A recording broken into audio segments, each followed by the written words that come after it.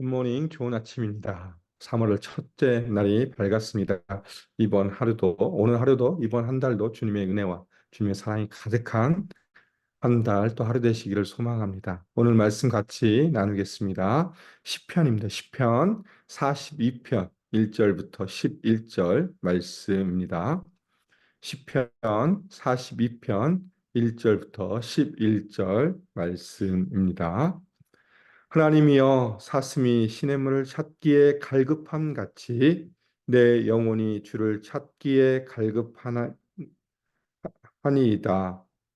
내 영혼이 하나님 곧 살아계시는 하나님을 갈망하나니 내가 어느 때에 나아가서 하나님의 얼굴을 배울까? 사람들이 종일 내게 하는 말이 내 하나님이 어디 있느냐 하오니 내 눈물이 주야로 내 음식이 되었도다. 내가 전에 성의를 지키는 무리와 동행하여 기쁨과 감사의 소리를 내며 그들을 하나님의 집으로 인도하였더니 이제 이 일을 기억하고 내 마음이 상하는도다.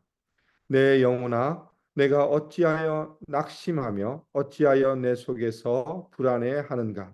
너는 하나님께 소망을 두라. 그가 나타나 도우심으로 말미암아 내가 여전히 찬송하리로다. 내 하나님이여 내 영혼이 내 속에서 낙심이 되므로 내가 요단 땅과 헤므론과 미살산에서 주를 기억하나이다. 주의 폭포 소리에 깊은 바다가 서로 부르며 주의 모든 파도와 물결이 나를 휩쓸었나이다. 낮에는 여호와께서 그의 인자하심을 베푸시고 밤에는 그의 찬송이 내게 있어 생명의 하나님께 기도하리로다. 내 반석이신 하나님께 말하기를 어찌하여 나를 잊으셨나이까? 내가 어찌하여 원수의 압제로 말미암아 슬프게 다니나이까 하리로다. 내 뼈를 찌르는 칼같이 내 대적들이 나를 비방하여 늘 내게 말하기를 내 하나님이 어디에 있느냐 하도다. 내 영혼아, 내가 어찌하여 낙심하며 어찌하여 내 속에서 불안해하는가? 너는 하나님께 소망을 두라.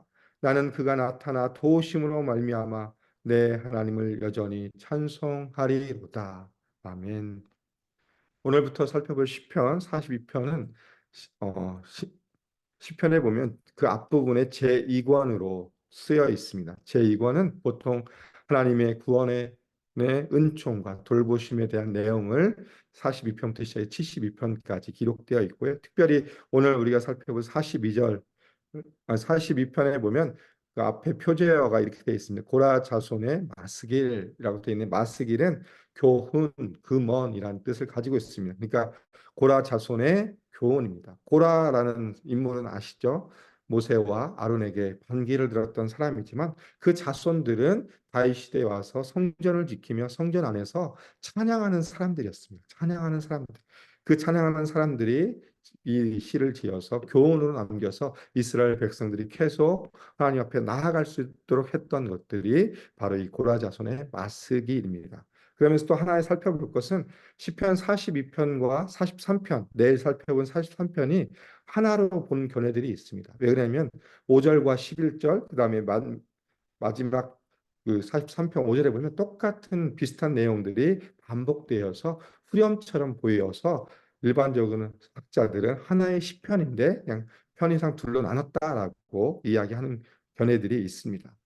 오늘 우리가 살펴볼 시편 42편은 개인의 탄원시입니다. 탄원시. 탄원시는 뭐냐면 자신의 어려움을 하나님께 호소하고 하나님의 구원, 은혜를 구하는 시입니다. 그러니까 자신이 어려움 가운데 있을 때 하나님 내가 이런 상황 가운데 있습니다. 하나님 날 돌봐 주시고 내가 주의 은혜와 주의 그 놀라우신 사랑을 구합니다라는 것이 바로 탄원시입니다. 이 내용으로 시편 42편은 구성되어 있습니다. 오늘 크게 두 부분으로 구성되어 있는데 이 오늘 시편을 통해서 우리는 두 가지를 살펴봤으면 좋겠습니다. 첫 번째는 뭐냐? 힘든 상황 속에서도 주님을 갈망하라입니다. 힘든 상황 속에서도 주님을 갈망하라. 이것이 1절부터 시작해서 5절의 말씀입니다. 1절에 어떻게 시작합니까? 하나님이여 사슴이 시냇물을 찾기에 갈급한 같이 내 영혼이 주를 찾기에 갈급하나이다라고 되어 있습니다. 이 시편의 기자는 자신의 현재 상황을 사슴에 비유해서 이야기합니다. 어떤 사슴이죠? 물을 찾는, 참 시냇물을 찾기에 갈급한 같이 사슴이 이 물을 찾기에 갈급하며 뛰어다니는 그 모습처럼 하나님 내 영혼이 주님을 갈망합니다. 주님을 사모합니다라고 이야기하고 있죠. 사슴이 물을 먹지 못하면 어떻게 됩니까? 생명이 없어집니다. 사망에 이르는 것처럼 우리가 하나님 앞에서 나아가는 모습, 우리의 영혼이 주님을 찾지 못하면 우리의 영혼은 죽어갈 수밖에 없다는 것을 이 시편 기자는 분명하게 이야기하고 있죠. 이 물이 중요한 것은 무엇이냐? 동물의 경우에는 정말 이 물을 먹으면 죽지만 또 사람도 마찬가지입니다. 보통 이 과학적인 지식을 보면 사람이 물을 마시지 못하면 5일이 지나면 죽기 시작하고 보통 18일이면 모든 사람들이 죽는다라고 되어 있습니다. 물을 섭취하지 못하면 그런 상황 가운데서 이 시편의 기자는 이 물을 통해서 이 생명 하나님 앞에서 나아가는 것이 얼마나 중요한 것을 다시 한번 보여주고 있죠. 그런데 그 상황이 어떤 상황입니까? 힘든 상황 가운데 있는 정확하게 어떤 고난이 있는지는 알 수는 없습니다. 그렇지만 이 시편 기자는 이 사슴의 비유를 통해서 하나님 내가 이런 정말 주님을 갈망하는 이 힘든 상황 가운데서 내가 오직 바라볼 것은 하나님밖에 없습니다라고 이야기하고 또 말씀하고 있습니다. 그러면서 2절에 이렇게 합니다. 내 영혼이 하나님 곧 살아계시는 하나님을 갈망하나니 내가 어느 때에 나가서 하나님의 얼굴을 배울까라고 되어 있습니다. 내 영혼이 하나님 곧 살아계신 하나님, 여기서 살아계신 하나님은 뭐냐면 그 당시에 있는 모든 우상들이 아니라 실제 살아계시면서 실제 우리의 삶을 주관하신 분이 하나님이시다는 믿음의 고백이면서 하나님의 얼굴을 배운다라는 의미는 뭐냐면 성전에 나아간다는 의미를 가지고 있습니다. 그런데 어떻죠? 내가 어느 때에 나아가서 하나님의 얼굴을 배울까? 이 시편의 기자는 이미 이 하나님 앞에 나아갈 수 없는 상황 가운데 있다는 것을 분명하게 말씀해 주고 있죠. 그것이 물리적으로 정말 하나님이 계시는 그 성전에 있는 예루살렘에서 멀리 떨어져 있는 상황일 수도 있고 또 영적인 상황 가운데도 하나님과 단절된 느낌을 가질 수도 있는 상황 가운데에서도 하나님을 향하여서 하나님의 얼굴을 배울까라고 이야기하고 있죠. 여기서 하나님의 얼굴은 뭐냐면 성전을 의미합니다. 하나님 앞에 예배함, 하나님 앞에 나아갈 수 있는 곳 성전을 의미하면서 성전이 또 의미하는 건 뭐죠? 하나님의 임재, 하나님의 통치, 하나님의 다스림. 하나님 내가 어떤 상황 가운데 있을 정말 힘든 상황 가운데서도 주의 얼굴을 구하고 싶습니다라는 그 마음을 표현하죠. 하나님의 임재를 경험하고 싶고 하나님의 통치를 경험하고 싶다는 그 마음을 다시 한번 말씀하고 있습니다. 그런데 어떤 일이 벌어집니까? 3절과 4절을 통해서 대적들이 나타나서 말을 통해서 자신을 힘들게 합니다. 대적들이 사람들이 종일입니다. 하루 종일 나에게 하는 말이 내 하나님이 어디 있냐? 정말 네가 믿는 하나님이 어디 있느냐? 왜 이렇게 힘든 삶을 사냐? 너는 네가 믿는 하나님이 있지 않냐? 라고 하면서 계속 사람들이 뭐합니까? 조롱하고 비방하는 그 말. 또 4절에 보니까 내가 전에 성의를 지키는 무리와 함께 동행하여 기쁨과 감사의 소리를 내며 그들을 하나님의 집으로 인도하였더니 이제는 이 일을 기약하고 내 마음이 상하다. 왜 내 마음이 상합니까? 이게 이전 일이 되어버렸습니다. 과거의 일, 지금은 내가 할 수 없기 때문에 하나님 정말 이 과거의 경험이 너무나도 좋았는데 그렇게 하지 못하니까 내 마음이 상하고 또 대적들의 이 조롱하는 말로 인해서 내가 정말로 고난 가운데 있고 이 고난이 점점점 심해지고 있다는 것을 분명하게 이야기하고 있죠. 그러면서 표현한 게 뭡니까? 눈물이 밤낮에 내 음식이 되었다라고 이야기하고 있습니다. 하나님 앞에서 물을 찾았는데 오히려 내가 흘리는 그 고난의 눈물이 나의 음식이 될 정도로 이 고난이 지속되고 있다는 현 상황 가운데서 시편 기자는 하나님 앞에 호소하고 있습니다. 그러면서 5절에 이렇게 합니다.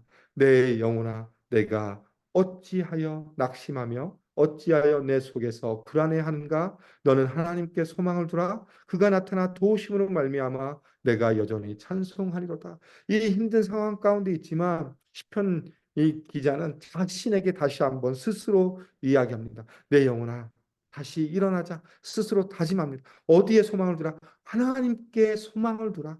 우리가 바라볼 것은 하나님밖에 없다. 아무리 힘들고 어려울지라도 내 모든 것을 다스리시며 통치하신 분이 하나님이심을 다시 한번 바라보며 그분께 소망을 두되 다시 내 마음 가운데 주를 향한 찬양이 드려질 것이다라고 분명하게 말씀해 주고 있습니다. 삶의 고난에서 꼭 필요한 것이 무엇이냐? 이 시편 기자를 통해서 구하는 것은 살아계시는 하나님의 역사를 바라보는 것입니다. 하나님, 나를 다스리시며 항상 나와 함께 하시는 하나님을 바라보는 것을 분명하게 말씀해 주고 있죠. 우리 인생을 살아가면서 인생의 목마름이 여전히 있습니다. 그 해결할 수 있는 분은 오직 한 분이십니다. 누구십니까? 예수 그리스도이십니다. 요한복음 4장에 보면 예수님이 사마리아 여인을 만나십니다. 정말 사마리아 여인이 와서 물을 깃는 그 모습을 보면서 예수님은 이렇게 말씀하시죠. 요한복음 4장 14절에 내가 주는 물을 마시는 자는 영원히 목마르지 아니하리니 내가 주는 물은 그 속에서 영생하도록 솟아나는 샘물이 되리라라고 예수님은 사마리아 여인에게 말씀하셨습니다. 사마리아 여인은 육체적인 갈급함을 이야기했지만 예수님은 그 영혼의 갈급함을 해결하는 방법을 이야기해 주신 것처럼 우리가 인생에 있어서 우리가 힘들고 어렵고 고난 가운데 있을 때 그 모든 해결의 가장 근원이 누구시냐? 바로 예수님이십니다. 우리가 이 시편 42편을 통해서 전반부를 통해서 주님 앞에 나아갈 때 정말 주님이 부어주신 은혜를 사모하며 나아가는 것이 우리 인생에서 가장 중요하고 가장 소중한 것이다. 우리 인생이 아무리 힘들고 어려워도 우리가 붙들어야 될 것은 바로 누구냐? 우리의 주님 되신 예수 그리스도이심을 다시 한번 분명하게 말씀해 주고 있습니다. 두 번째는 그럼에도 불구하고 기도의 자리로 나아가라입니다. 우리가 6절부터 11절의 말씀을 통해서 이 시편 기자는 현재의 상황을 다시 한번 이야기합니다. 내 하나님이여 내 영혼이 내 속에서 낙심이 되므로 현재 상황입니다. 이 앞부분에 분명히 하나님 앞에 소망을 둔다고 고백했지만 여전히 현재의 상황 가운데서는 내 속에서 어떻습니까? 낙심이 된다. 여전히 힘들다라고 하면서도 또 하나 이야기하는 것이 내가 요단 땅과 헤므론과 미살산에서 주를 기억한다. 정말 내가 힘들고 어려운 상황 가운데도 여전히 주님을 기억합니다. 주님이 행하신 일들, 주님이 보여주신 일들, 그 모든 것 가운데 나아갑니다. 그것을 기억함으로 내가 버틸 수 있습니다라고 이야기하지만 그러나 어떤 현 상황입니까? 7절에 보니까 주의 폭포 소리에 깊은 바다가 서로 부르며 주의 모든 파도와 물결이 나를 휩쓸었나이다라고 고백하고 있습니다. 주의 폭포 소리, 이 물이 떨어지는데 이게 심판의 소리를 의미합니다. 하나님의 심판 가운데 있는 것처럼 보여지는 상황 가운데 깊은 바다에 내가 있습니다. 이 혼돈의 바다 가운데서 뭐가 있죠? 주의 모든 파도와 물결, 이 파도와 물결은 어떤 것을 의미합니까? 흔들린다는 것을 의미합니다. 내가 정말 이 바다 가운데 있어서 여러 가지로 삶의 갈피를 못 잡고 흔들리는 상황 가운데 있음을 분명하게 말하고 있습니다. 그렇기 때문에 인생의 혼돈 가운데 여전히 있는데 어떻게 이야기합니까? 8절에 낮에는 여호와께서 그의 인자하심을 베푸시고 밤에는 그의 찬송이 내게 있어 생명의 하나님께 기도하리로다. 이 상황 가운데 여전히 혼돈이 있고 내 삶이 안정이 되지 못하고 흔들리는 가운데 있지만 이 시편의 기자는 뭡니까? 생명의 하나님께 나의 모든 것 되시면 나의 창조 되신 하나님께 내가 뭐 하겠다고 기도하리로다라고 하면서 믿음의 고백을 드립니다. 하나님의 인자하심 또 밤에 베풀어 주신 그 놀라우신 일을 통해 찬양함으로 말미암아 내가 하나님 어떠한 상황 가운데 있어 그럼에도 불구하고 하나님 앞에 나아가 기도하겠습니다라고 이 시편의 기자는 분명하게 고백하고 있습니다. 9절과 10절을 통해서 그 상황이 그러나 쉽지 않다는 걸 다시 한번 이야기하고 있죠. 내 반석이신 하나님께 말하기를 어찌하여 나를 잊으셨나이까? 내가 어찌하여 원수의 앞뒤로 말미암아 슬프게 다니나이까? 하나님 내 상황이 여전히 이렇습니다.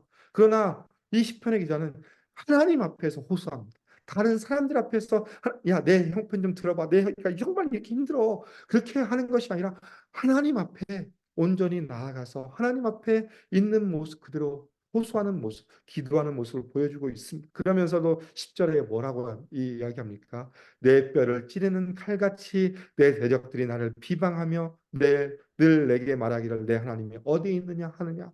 여전히 상황은 변하지 않았습니다. 기도한다고 해서 변하지 않는 그 모습을 보여주고 있죠. 믿음에 대한 정말 하나님을 향한 믿음에 대한 원수들의 조롱이 있습니다. 그리고 또 한편으로 보면 이 사회적인 괴로 왕따의 문제도 있을 수 있습니다. 그러나 이 모든 상황 가운데서 시편의 기자는 여전히 그럼에도 불구하고 하나님 앞에 나아가 주의 은혜를 구하며 기도하는 모습을 보여주고 있죠. 그러면서 11절에 이렇게 마무리합니다. 내 영혼아, 내가 어찌하여 낙심하며 어찌하여 내 속에서 불안해하는가? 너는 하나님께 소망을 두라. 나는 그가 나타나 도우심으로 말미암아 내 하나님을 여전히 찬송하리로다.